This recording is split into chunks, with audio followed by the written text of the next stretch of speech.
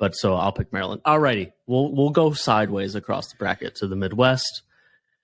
Number 1 seed here is Houston. We talked briefly about the 8-9 matchup, but that's Iowa and Auburn there. Your 2 seed in the Midwest is a Texas team that will get the toothpaste in the first round. Xavier is your 3, and the Indiana Hoosiers, the fighting Mike Woodsons, the battling Trace Jackson Davises, the jockeying Jalen Hood Shafinos Love it. are the number 4 seed in the Midwest. Thoughts before we hop in to our Sweet 16s? Texas A&M just needs to start scheduling better in non-conference, apparently, because evidently whatever they do in the SEC just isn't enough. Mm. They were definitively the second best team in the conference and just ended up a 7th seed. Mm. They were that was one of the most surprising things in the bracket to me. And then, yeah, the other thing that stood out to me immediately when I saw this 8-9 was, well, you get Iowa on the wrong day, or you get Auburn on the wrong day for kind of different reasons, but still those guards.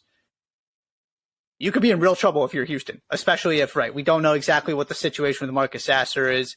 I'm operating under the assumption that Marcus Sasser could have played that game and that because it was the AAC tournament championship that just paled in comparison to obviously what's next. There was no way he was ever going to play because there was just no need. That game wasn't going to hurt you. And so I'm operating under the assumption that he is not 100% obviously, but fine. And is going to be there. Another 4 days would even further solidify that. Right. So that's the big question here. But I also had the exact same thought about Iowa, which is, well, you never know what you're going to get from them, but you get them on the wrong day, you're in big trouble if you're Houston. Yeah. Agreed. Yeah, I don't have a ton here. I'd be like the biggest thing is Texas A&M. Like, not only did they get a 7 seed, they got Penn State. Yeah, that too. In the 10, like that really kind of blows as well. That's a Penn State team that will be the darling of the. Oh my gosh, they had a great conference tournament. Let's pick them to go to the Sweet 16 and upset Texas. Don't mess with Texas. But if nothing else, I think Mike Shrewsbury and that team, I mean, like, you've got a guy in Jalen Pickett that can absolutely be the best player on that floor. You've got dangerous 3-point shooters. You've got guys that seem to always be in their bag for that Penn State team.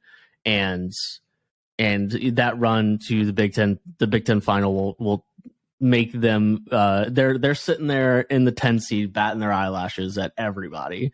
And there will be plenty of people who take the bait. The other thing I'll throw out here is that Iowa State getting Mississippi State or Pitt, specifically getting Pitt, I think would be really, really fun. That's a good Pitt team, and a Pitt team that not all that long ago was not supposed to be an 11 seed, just barely making it into the tournament. And I think that would be a tough matchup there for Iowa State if they're able to get through Mississippi State in Dayton. Okay, top half of the bracket here. Houston is the 1 seed. You got that Iowa-Auburn 8-9 matchup. Miami versus Drake in the 5-12. And then Kent State will take on the Indiana Hoosiers, who makes it to the Sweet 16. I'm going chalk again, Indiana-Houston. I do have Drake beating Miami. Always go to bat for the Drake Bulldogs. Okay.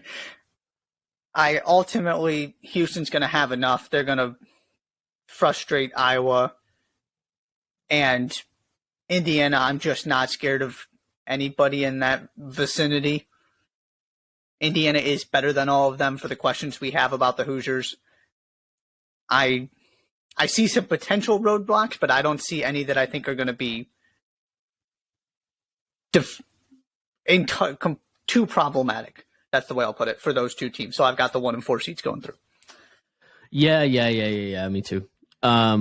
Houston is just like you said. I think it's a good observation that Marcus Sasser probably able to play that game if he absolutely needed to play that game. And so now we'll be pushing a week since he has played basketball by the time we get to, Thursday or Friday. Do we know when these games are yet? Yes. Is it on Thursday or Friday? Do you know? I don't know off the top of my head, but the schedule and the times are out. Okay. Well, maybe I'll look here in a second. But and if that's the case, they're just better than all of these teams.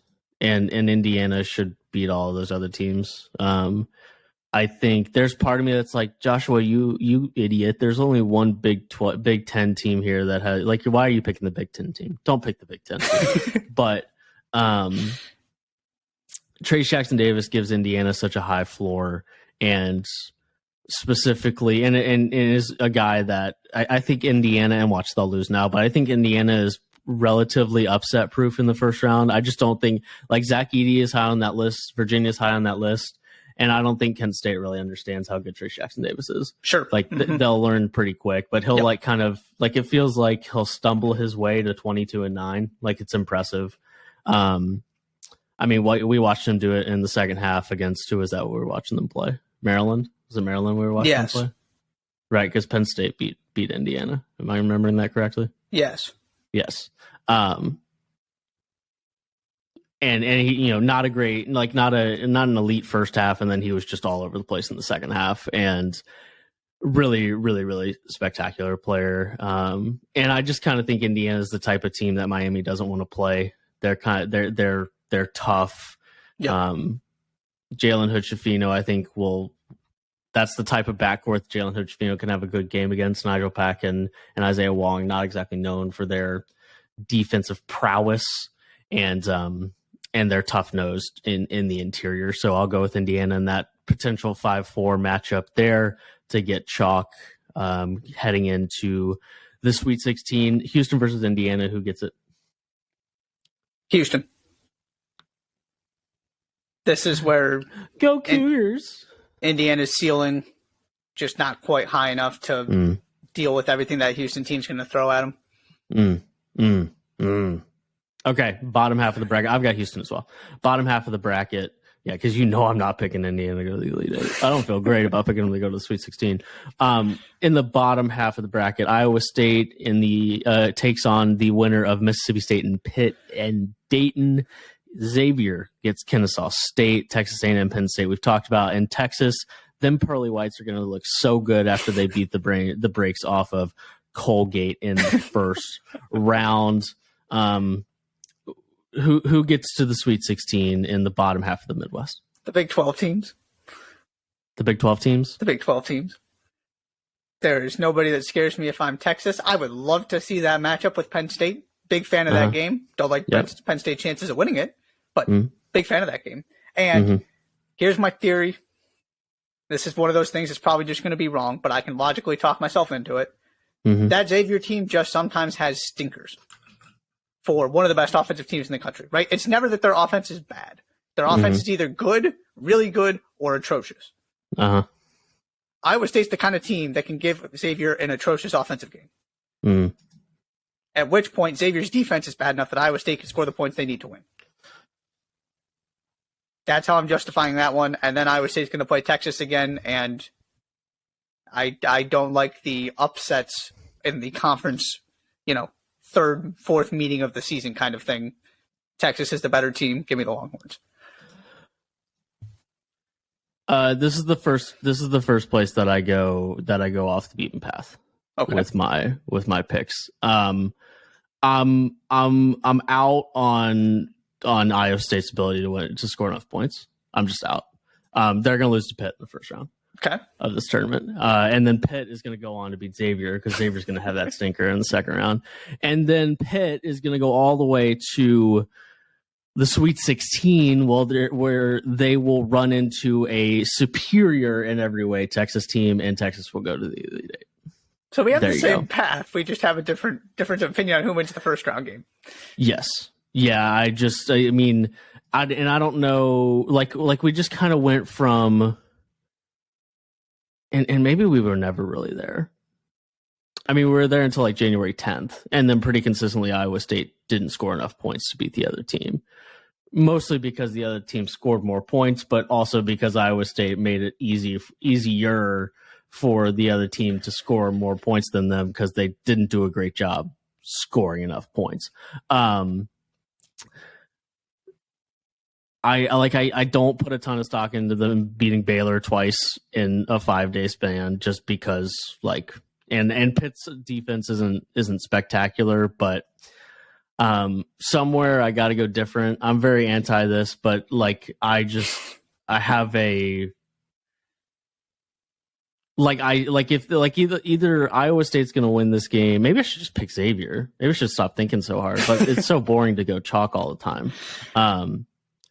But I also just kind of think there's yes, it's a Big 12 team. Yes, Iowa State would be better pretty much anywhere else. Not pretty much. They would be better anywhere else from a record standpoint. But you know what? I talked myself out of it. I still think Iowa State's going to lose in the first round. I will hold on to that. But I'm going to pick Xavier. Stop that, Joshua. Xavier will beat whatever offensive minded team that they play in the first round. And they'll play Texas in the Sweet 16, but then they will run into a superior team in the Longhorns. So we get to the same place either way: Texas and Houston in the Elite Eight. All right. Who's your winner? Texas. That's my winner too. I'm scared of Texas if I'm Houston. 100%. Maybe scared's not the right word, but I'm concerned about Texas. That is the kind of game that Houston has consistently lost in the NCAA tournament, right?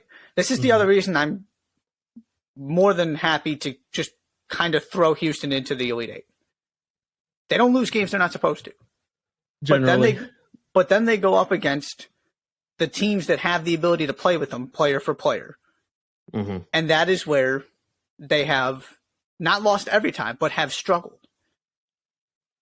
And they've, right, Elite Eights, Final Fours, that kind of thing. Texas is that kind of team. And until Houston can actually win those last couple games to get themselves to a championship, I'll take the Big 12 team that's playing quite well right now. I'd just like to go on the record saying that I don't have any doubts about Houston's abilities to win NCAA tournament games, regardless of where they are. Maybe once we get to the Final Four, but I just like to go on record that hi, hello. I don't have any qualms about that, Sir Sampson, just Sir Sasser. But I think you're right. I think generally you're right.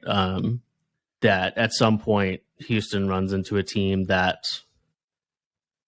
you can argue on paper is supposed to beat them, and that's typically where, if they're going to fall short, and they have by definition in every tournament, anytime recently, right?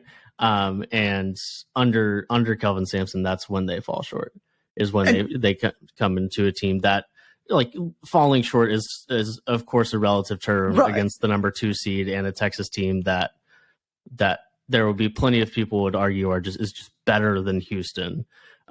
So falling short, just by the definition that 67 teams in this tournament are going to, by definition, fall short. But it happening in the Elite Eight is nothing to be upset about. But I would agree that I think that's where they will, quote unquote, fall short. Right. I don't even intend it as some kind of backhanded compliment.